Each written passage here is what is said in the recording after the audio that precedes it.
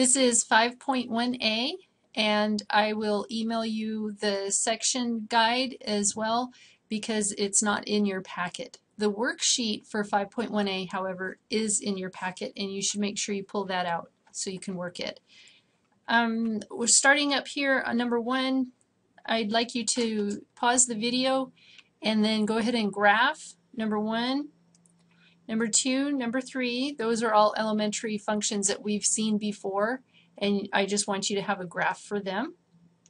And number 5 as well, I'd like you to try that one out. You should be able to make a few points, and then hopefully it'll look more clear to you.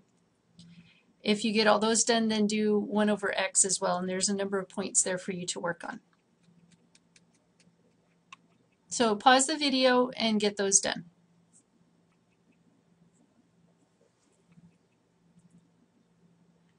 So here we have, for the first one, if I square -2, I'm going to get 4. If I square -1, I'm going to get 1, 0, 1, and 4. When I graph that, it takes the shape of a parabola, which we really expect for this type of function.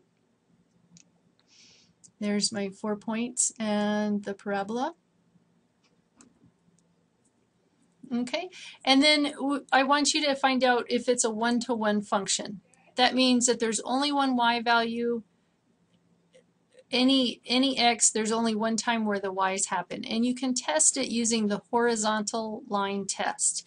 And to do that on this graph, I pick a place to go across with a horizontal line, and you can see that I am touching that graph in 2 places. That's how I can prove that it fails the horizontal line test. And so this graph is not a one-to-one. Okay, but we can find a restriction on the graph, and what we're looking for is there part of the graph that if we got rid of it, then the graph would be a one-to-one. And we can see if we took off this left-hand negative piece and just went from 0 to the right, that it would indeed pass the horizontal line test at any point on the graph. So we want to make that restriction. So we're going from 0 to infinity, and it's a restrict the domain, or the x's. So we're going 0 to infinity, including the 0, it'll be fine. And then the other way you could look at it is x is greater than or equal to 0. So either way we could say that, and that's saying that if we ignore the negative values, then this value on this graph on the right hand side it passes the horizontal line test. And we're wondering about the horizontal line test because as we take a graph like our parabola, let me get rid of this real quick, like our parabola, and then we reflect it about our y equals x line, then if we still have the parabola, it's going to fail our horizontal line test. So our vertical line test at that point, it won't be a function. So what we're really trying to figure out is when we look at the function that's graphed, if we take its inverse, will the inverse pass and be considered a function? And so that's why we're curious about whether it's a one-to-one or not. So we'll look at that a little bit more, I promise. On this next graph, we have -2, and we're cubing this time, so we get -8, -1, 0, 1, and 8. And let's plot those.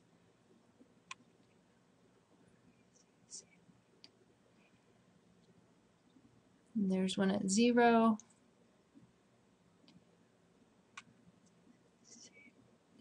And there's the +8. So it's just like we expect a cubic to look.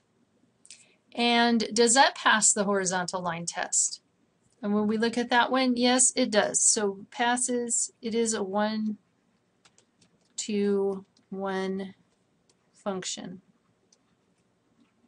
And remember, that means if we do the inverse of the function, that the inverse is also a function. Okay, here's the next one, square root of x. Remember, this one's undefined. The next one's undefined. This one is going to be 0, 1, and 2. And remember that one looks like this.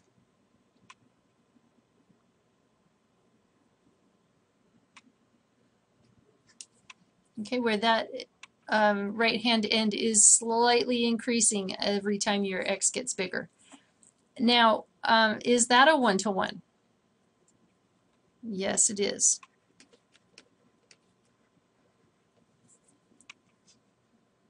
Okay, let's look at the next one. Absolute value of x. So when we take the absolute value of -2, remember that's 2, so we get 1, 0, 1, 2. And we expect this one to look just like that.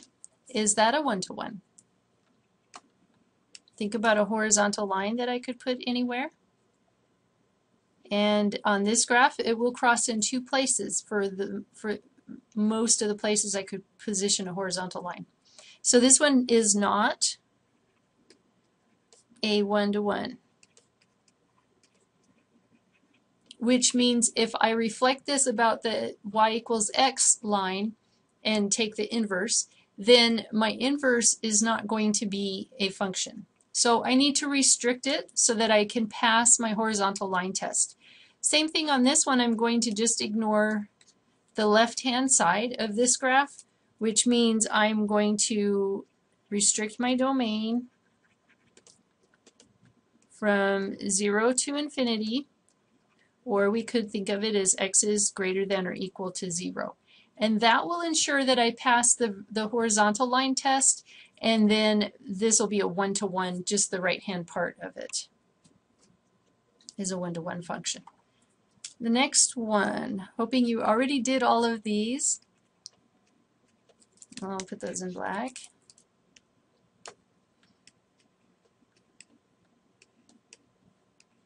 And remember, we're doing the cube root of -8, which is -2. Here, the cube root of -1, cube root of 0, cube root of 1, cube root of 8.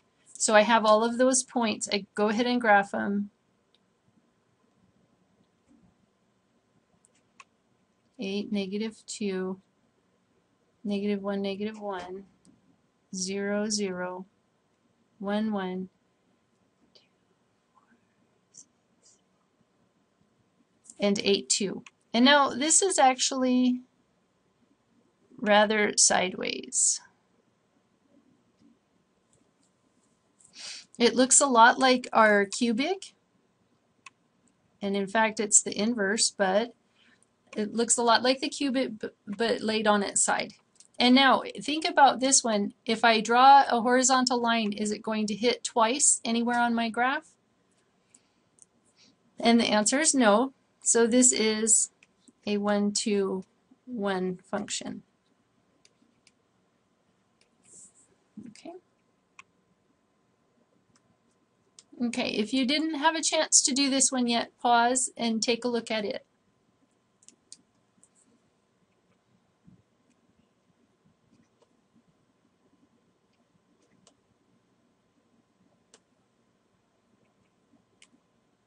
And I don't remember what that value came out to. 1 divided by 0.5, so -2. That one's -4, remember, and this one is undefined. And this one will be 4, 2, 1, and 0.1. So my XY table looks like this. I do have a place where this graph is undefined, and what that means is that at x equals 0 is a vertical asymptote. That's how you spell asymptote, and the P is silent. So this is x equals 0, and it's the y-axis. And what that means is that I'm not going to ever actually have a value on that point because it's undefined, but things are going to get bigger and bigger as I approach it. So I know that I have an asymptote at x equals 0. That means my graph is not going to cross that line. But let's take a look at some of the chunks that we have here. this group of numbers is going to determine one graph. So let's have a look at that. So I go over 10,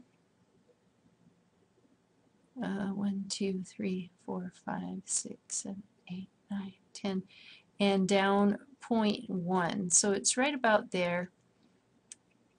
-1, -1, -0.5, -2, -1/4, -4.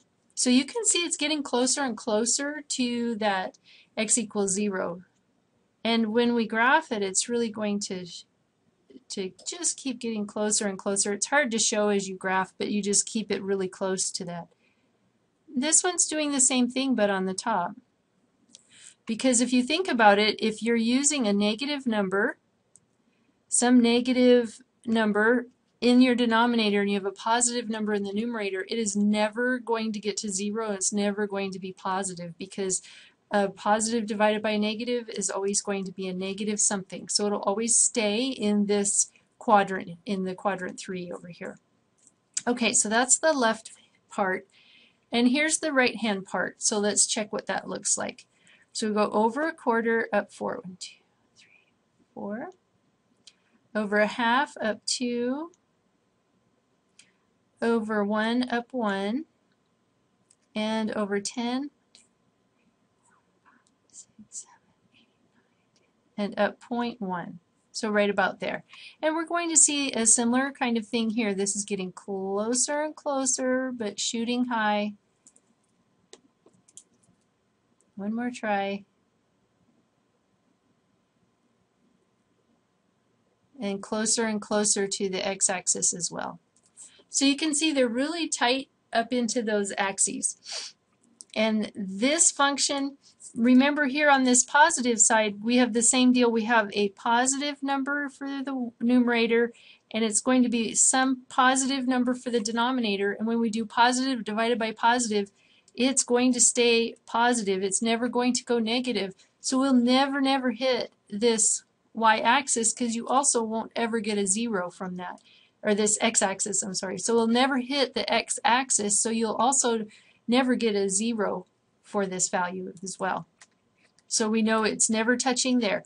So let's think about the horizontal line test. If I draw a horizontal line anywhere on this graph, it's not going to hit the graph anywhere, because think about if I come way out here, say at -1000, 1 over -1000, let's try that real quick. 1 divided by 1000 is 0.001, -0.001. So it's still not hitting 0, but it is getting smaller and smaller, closer and closer to the 0. So there is a tiny slope, just a little bit of a slope there, and we'll be able to have just 1 point for every horizontal line for this bottom half. The same for the top half because it's getting closer and closer to 0. If I put 1,000 in, so if I have 1 over 1,000, that's going to be a positive 0.001. And again, very close to 0, but not touching it, so it's going to just continue doing that.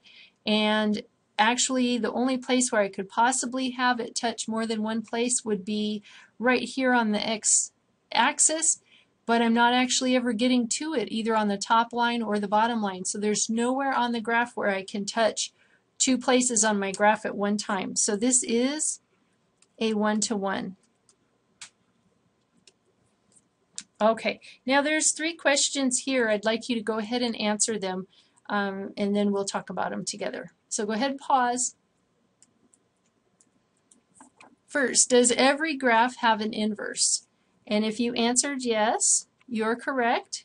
Every graph has an inverse. But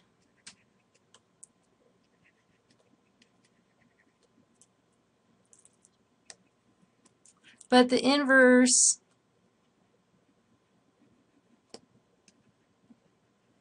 may not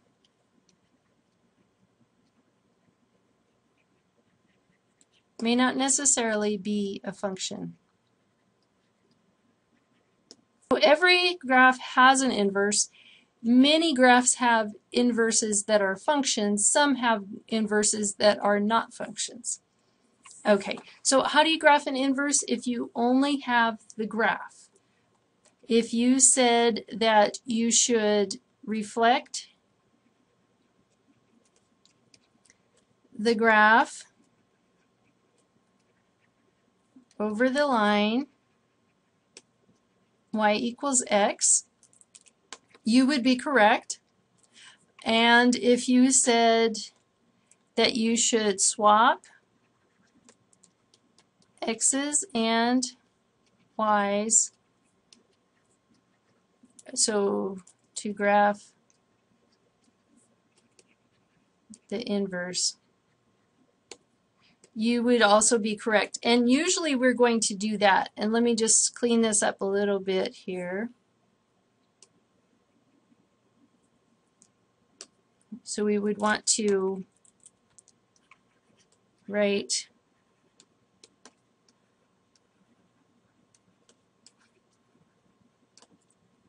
ordered pairs from the graph and then swap the x's and the y's, and then you'll have ordered pairs for your inverse function.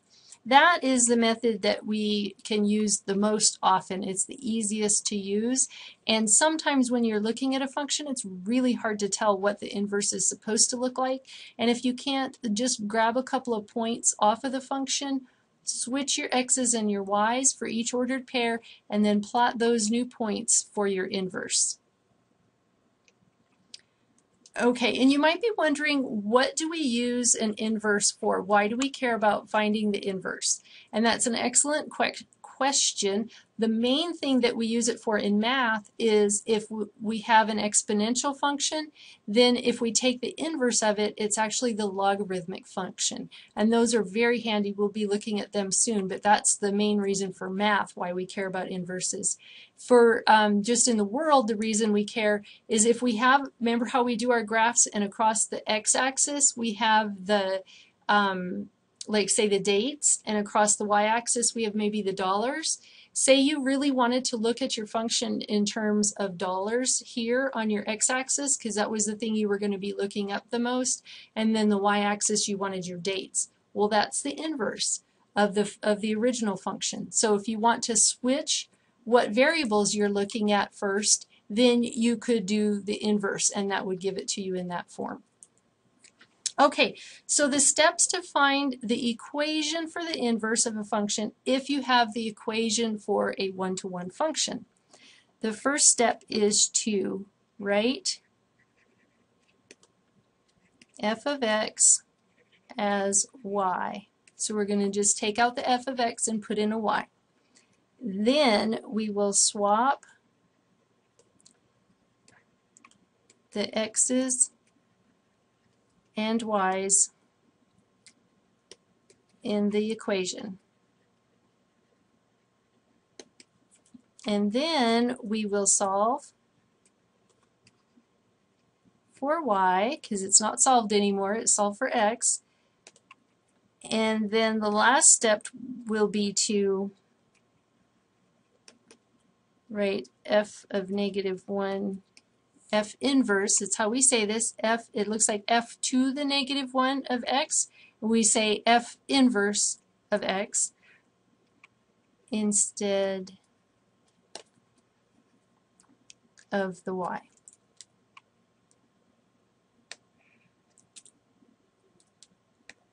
And here I'll just change that to the same order, write y instead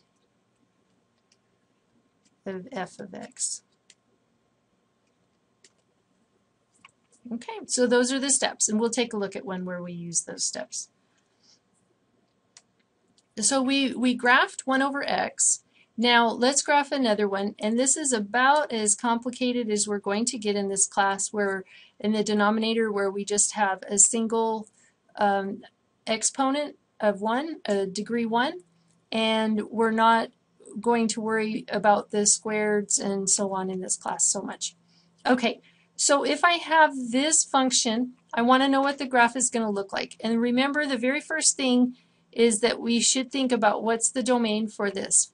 So we know that if we have x plus 4, we set it equal to 0, and that'll give us x equals -4.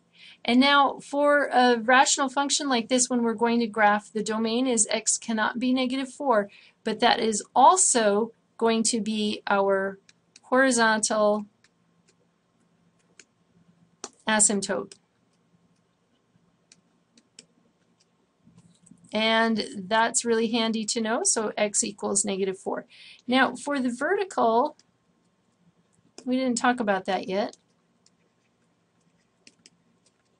We also would like to look at that, and I'm going to go back to the 1 over x graph to talk about that. When we're working here, we had x equals 0, that was our vertical.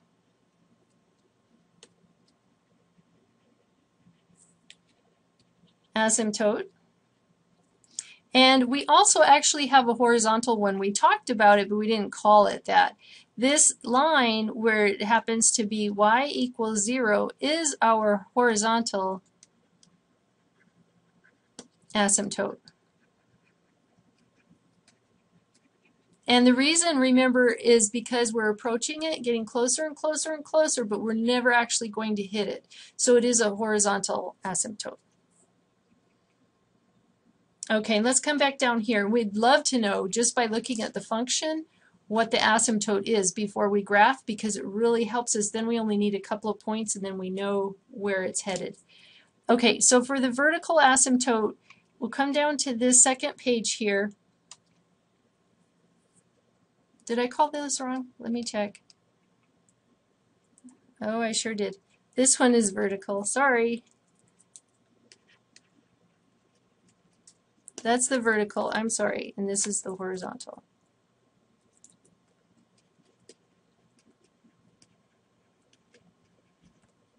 So for the horizontal asymptote, let's take a look. Here we have a little bit of information about the vertical asymptotes, and we kind of know those things. You can read that over. And here we have a little bit of information about the horizontal asymptotes. They're a little bit harder to decode, but we can look at the leading term on the numerator and the leading term on the denominator. Okay, if those two have the same degree, if the degrees are equal, then we just use a ratio of the lead coefficients. And that's the case we have because we had x for the numerator, x for the denominator. They have the same degree. It'd be like having x squared over x squared, same degree, so we're just going to use a ratio of the lead coefficients. And here's information if the degrees are different, and there's two cases there. Okay. Coming back to this one then, we've got x's there for both lead coefficient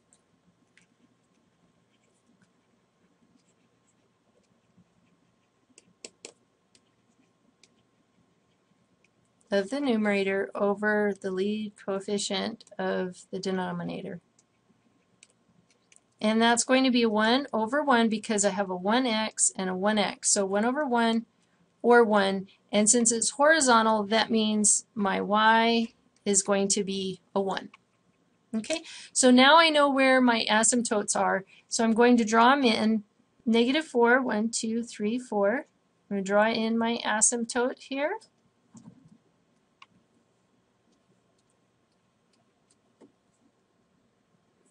Okay, and I'm going to mark it x equals -4. And then I have y equals 1, that's across here. Mark it equals 1. So I've marked my asymptotes with dotted lines, and now I can look at some values on there. I'm going to make an xy table for my function. Let's see if I can move this up just a tad. This will be my f of x, and I want an xy table. Now I know that this is kind of like the midpoint of my graph, so I'm going to need to do like -4. I know is my undefined point. So I'm going to want some values before it and some values after it. So maybe -5, -6, -7, and then for maybe -2. Say 0, and then I'm looking where else am I going to get a 0? If I look at the numerator, how could I get a 0 for the numerator? And if you put a 3 in, you could get a 0. So we'll use that as one of our points too. So go ahead and pause and take a look at filling in the rest of this table. Okay, I've filled in the table, and in case you wanted to see how I got my values, if yours aren't matching, you can look over here for all my work. All right, now I know that this undefined part here is kind of my dividing line between the two pieces of my solution, so I'm going to look at the top three numbers first. So -7, and it's +3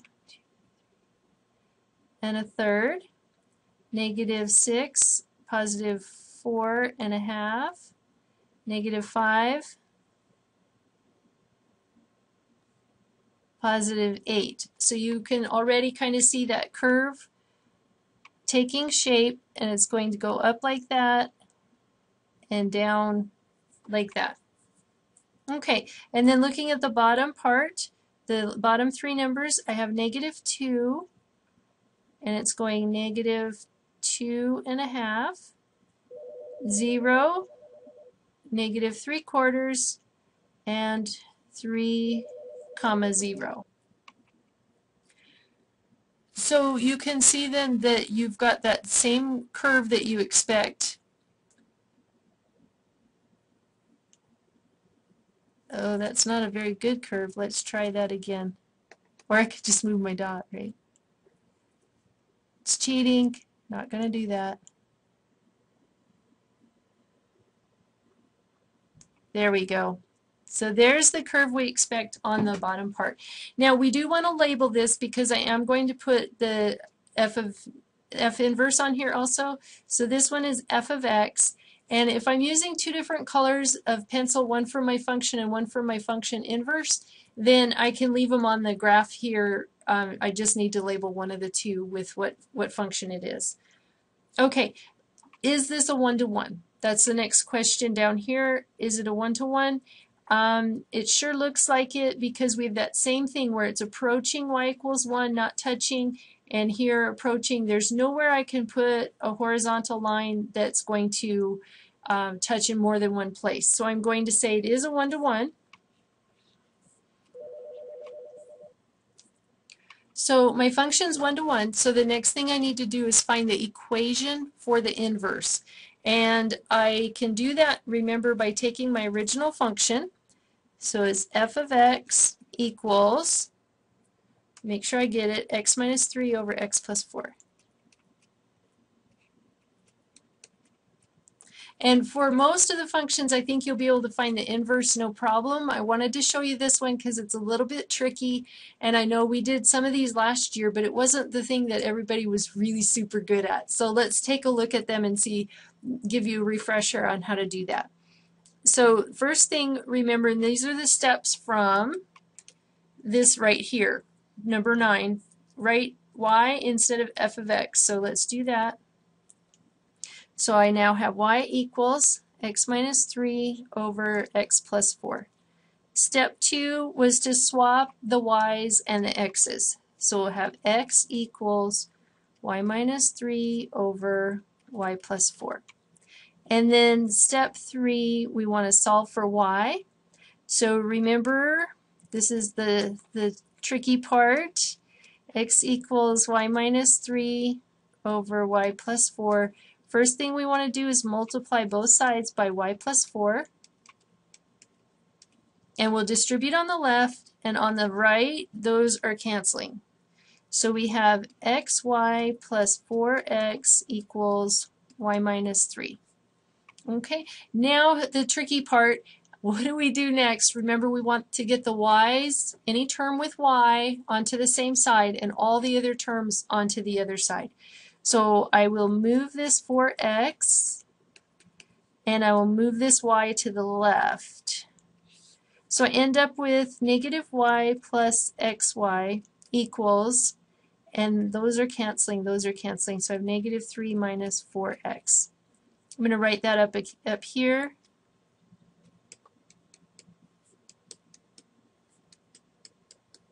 Okay, and now at this point, still want the y's by themselves, so I'm going to factor a y out, and I'll have -1, don't forget that, plus x equals -3 minus 4x.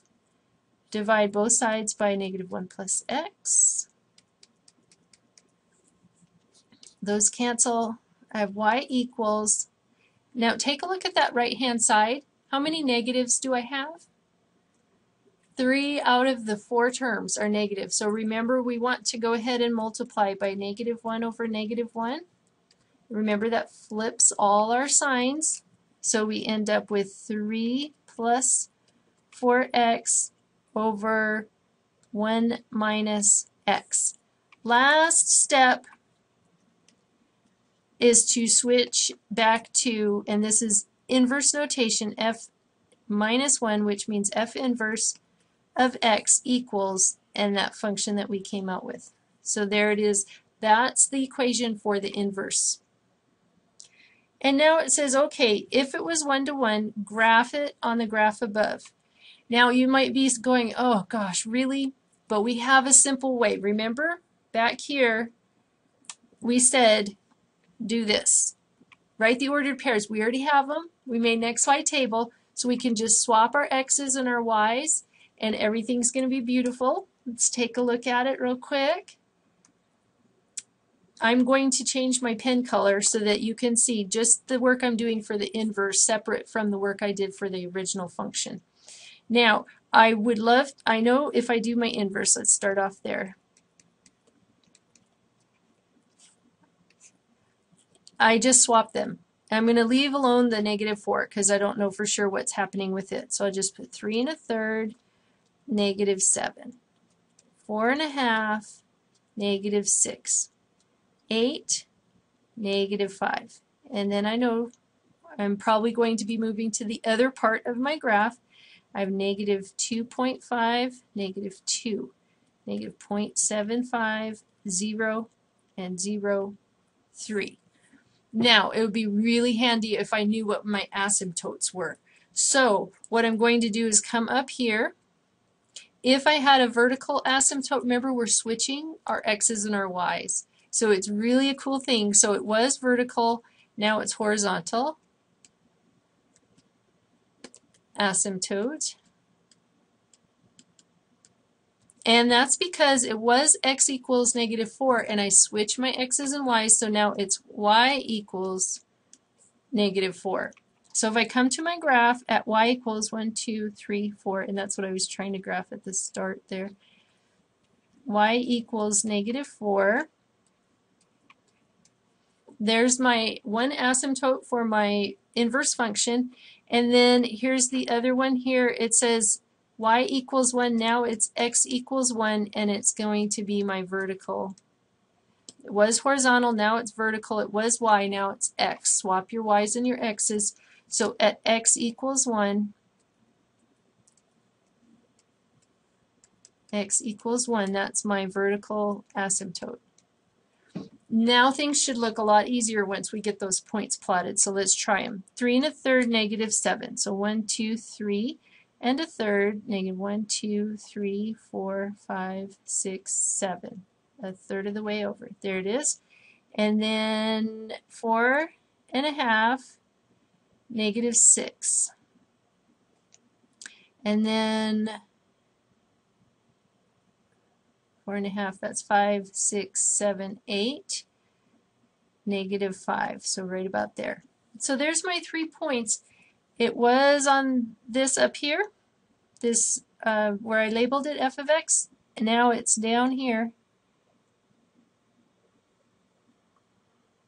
But the same idea, it's going from asymptote to asymptote.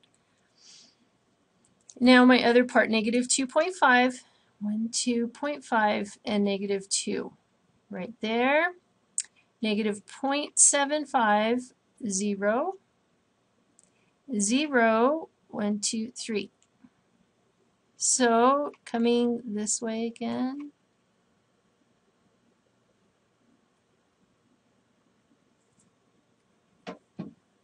Okay, whoa, stop. Now there's one more thing. We finished those graphs. I do need to label them. F inverse of x, and since I have different color for my inverse, I'm just labeling one of them. If you had the same color for both your function and your inverse, you would need to label each part so that you'd have f of x on both pieces and f inverse of x on both pieces so that I would know which went together. One last thing I want you to look at, and that is if I draw that y equals x line, which goes right about there,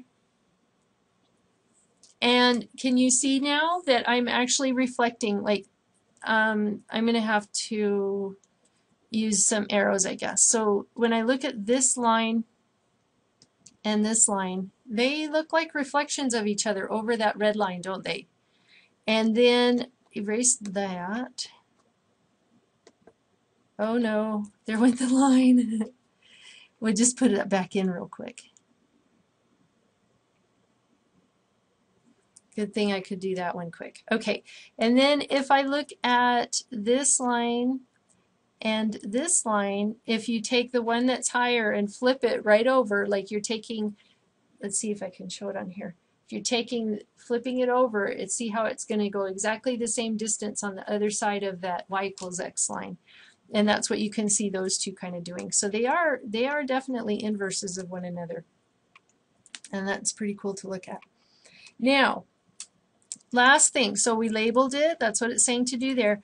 It says find a restriction on the domain that will produce a one-to-one function. It was already a one-to-one. So if you have a function that is not one-to-one, then you would find your restriction and then come back and do parts B and C for the new. And that's it on this lesson.